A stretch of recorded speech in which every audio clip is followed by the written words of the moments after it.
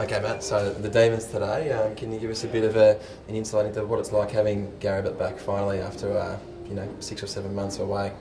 Yeah, look, it's terrific to have him back. He's done a fair bit of match practice for us. Obviously hasn't played any NAB Cup stuff, but we've been happy with his progression, and he's really ramped it up the last couple of weeks, and probably was unlucky not to play against Brisbane, but the quality and class of him, we're quite comfortable to play him without any full game under his belt in pre-season. And round one's always exciting, but there's 5 new faces today. What have they brought to the group?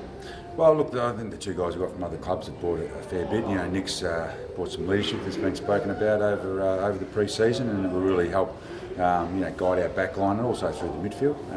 And Mitch Hallahan, we've got him in to help out with our contested ball stuff and take a bit of pressure off our young guys who have played a fair bit in there the last few years, and he's been terrific and hasn't missed a beat also. So those two will add a bit of stability, a bit of leadership, and a bit of experience. And then Sard and then Tuke Miller they've got in just by their presence. Tuke's been fantastic NAB Cup, works his backside off, presents to the contest all the time. Sardi's given us a great run and dash, something that we've needed in our back half. And obviously Gardler will start on the bench, I think, for us. And we've been real lively. He played pretty well against Geelong in Townsville. Got some speed in their forward line, puts a lot of pressure on the opposition, and also kicks some goals, which is handy. And obviously no Tom Lynch and Charlie Dixon available today, so there's a bit of a new look forward line with Dan Gorry and usually Sam Day playing that role. How do you think that will look throughout the day? Yeah, look, we had a big discussion on how many talls, how many smalls can we play. Sam's last couple of weeks, he's probably come out of nowhere. A few weeks ago, he wasn't in our calculations, but he's trained really well, played well, I think, against Southport in the practice match we had, and then played well against Brisbane. And we know he can play up forward, and he's done a pretty good role. And last time he played the MCG, he had a pretty good game against Melbourne. And look, we've thrown him around in the wing, up forward, a little bit in the ruck and down back, and so his versatility is probably what's got him in the team. And he's also got some speed and good running capability. So look, we're just after a contest from those two, and they've got a good opportunity to cement themselves in the team for the next few weeks if they play well today. We're going with one specialist ruckman today with Zach Smith. Can you tell us the thinking behind that? Because there was a bit of debate whether we go with Tom Nichols and the two of them.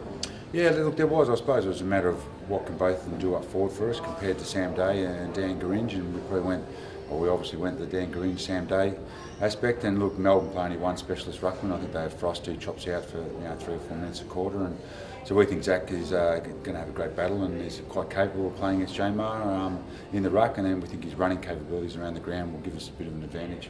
And it's quite a big day for Melbourne as well, unveiling 2 of their prize draftees, and Jesse Hogan and Angus Brayshaw. How much time do you put into first gamers at opposition clubs?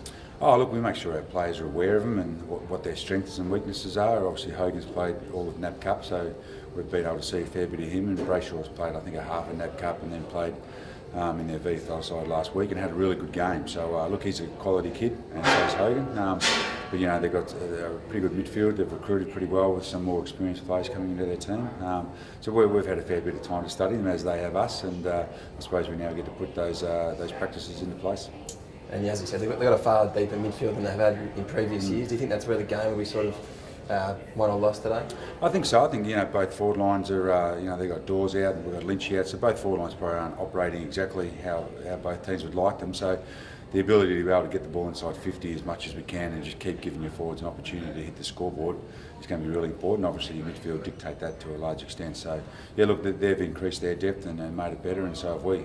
So yeah, look, it's going to be a really good battle in there, and we're pretty confident ours is going to come out on top. Great, thanks for your time, Matt. No problems at all.